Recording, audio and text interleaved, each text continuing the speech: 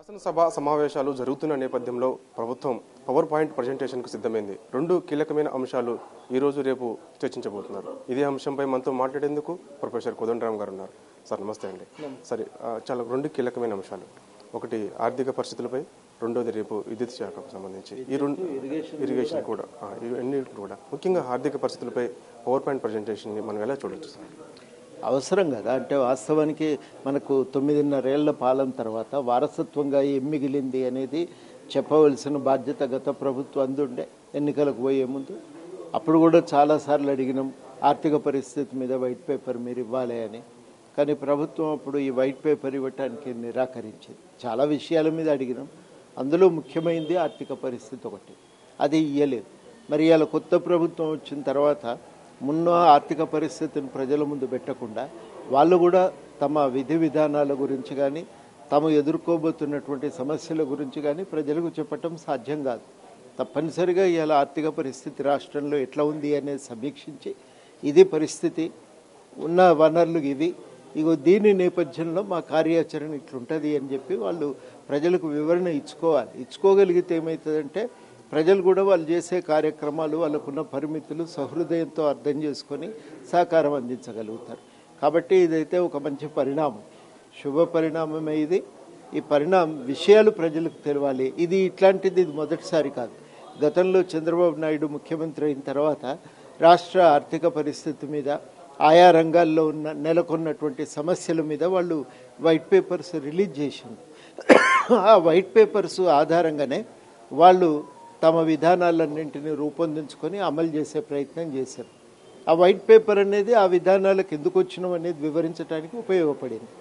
ఇవాళ కూడా అదే కీలకమైనటువంటి పరిస్థితిలో ఉన్నాం. తప్పనిసరిగా ఆర్థిక రంగంగా తెలంగాణ ఇవాళ ఏమో బాగాలేదనేది అందరూ చెప్తున్నమాట. ఈ పరిస్థితుల్లో మరి వాస్తవాలు ఏంటి అనేది చెప్పాల్సినటువంటి ప్రయత్నం ప్రభుత్వాన్ని మీద ఉంది. ప్రభుత్వం ఆ బాధ్యతను పరిపూర్తి చేసి మరి ప్రజలకు వాస్తవాలు తెలియజెప్పి తన కార్యాచరణ ఏ రకంగా ఉండబోతున్నదో కూడా వాళ్ళు స్పష్టం చేయాల్సిన బాధ్యత ఉంది. ఈ పని స్పష్టంగా ప్రభుత్వము నెత్తినేసుకొని ఇవాళ చేయటం నా దృష్టిలో ఇది సంతోషదాయకమైన పరిణామం. ఇవాళ మేము కూడా ఏమనుకుంటున్నామంటే వైట్ పేపర్స్ వచ్చిన తర్వాత వాటిపై మళ్ళీ ఒకసారి మాట్లాడదాం, ప్రజలకు వివరణ ఇద్దామనేది మేము కూడా అనుకున్నాం. ఇవాళ ఆ వైట్ పేపరు సీరియస్గానే తీసుకోవాల్సిన అవసరం ఉందని కూడా మేము ఈ సందర్భంగా ప్రజలందరికీ విజ్ఞప్తి చేస్తాం. పోరాడి సాధించుకున్న ఈ తెలంగాణ రాష్ట్రంలో అప్పుడు ధనిక రాష్ట్రంగా ఉన్న ఈ రాష్ట్రం చాలా వరకు అప్పులు కుప్పలుగా మారిందని చెప్పేసి కూడా ఇటు ప్రభుత్వం కూడా ఇప్పుడు నూతనంగా ఏర్పడిన కాంగ్రెస్ పార్టీ కూడా చెప్తుంది. అంటే ఎందుకు సార్ అలాంటి పరిస్థితి ఎందుకు దాపరించిందని? ఎందుకు వచ్చిందంటే ఆర్థిక వనరుల వినియోగానికి సంబంధించి ప్రభుత్వం ఎప్పుడు కూడా జాగ్రత్త పడాలి.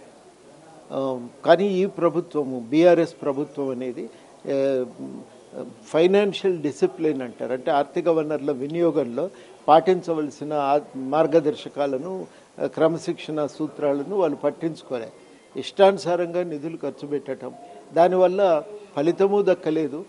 ఉన్న నిధులు కూడా మనం చూస్తూనే ఉన్నాం, మేడిగడ్డ అనేది కుంగిపోయింది. దాంతో ఏమైందంటే ఉన్న నిధులు కూడా బూడిదలో పోసిన పన్నీరు మాదిరిగా తయారైంది.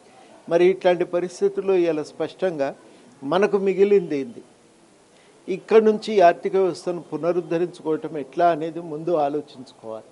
అది చాలా కీలకమైనటువంటి చర్య. నా దృష్టిలో ఇది మంచి పరిణామం కూడా, ఇట్లా జరగాల్సినటువంటి అవసరం కూడా ఉందని చెప్పి నేను భావిస్తాను. చూస్తున్నాం కదా, ఖచ్చితంగా ఇప్పుడు శాసనసభ సమావేశాలు జరుగుతున్న నేపథ్యంలో రెండు కీలక అంశాలు, ఒకటి విద్యుత్తుకు సంబంధించి, అదేవిధంగా ఆర్థిక పరిస్థితులపై. ఈరోజు ముఖ్యంగా ఆర్థిక పరిస్థితులపై ఇప్పుడు ఏర్పడినటువంటి కాంగ్రెస్ పార్టీ ప్రభుత్వం పవర్ ప్రజెంటేషన్ చేయడాన్ని నేను స్వాగతిస్తున్నాను. ఎందుకంటే అది అవసరం కూడా ఇప్పుడు అని చెప్పేసి కూడా ప్రొఫెసర్ కోదండరామ్ చెప్తున్నారు. వీడియో జర్నలిస్ట్ వినోద్తో సైదుల్ బిగ్ టీవీ, హైదరాబాద్.